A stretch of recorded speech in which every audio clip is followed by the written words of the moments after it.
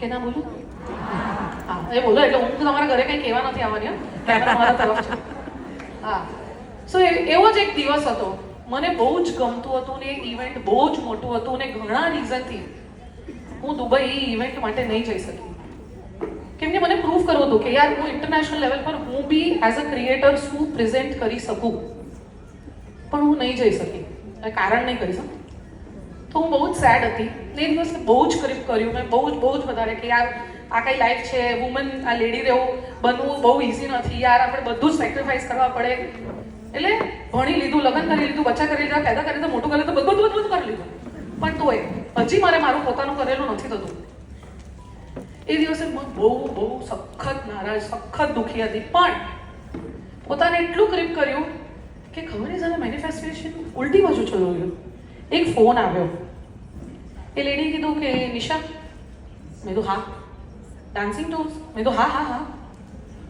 એ કીધું હું ફોર્બ્સથી બોલું છું. હા એટલે હું વાપી રહું છું, જેમને ના ખબર હોય હું વાપીની છું. એક નાનું ટાઉન છે ને આપણા. મારી અચીવમેન્ટ ને મારી એક્सपेक्टेशन મને ગમે, મને ફાવે એટલી જ હું રાખું. ओके, सो उनका मुझे फोन आया. वो फोर्ब्स, मतलब मैं फोर्ब्स से बोल रही हूँ. અહીંયા તો ફોર્બ્સની મેગઝીન લીધી હતી, કોઈ એમાં કામ કરે છે એનો નંબર એ નહોતો મારી પાસે.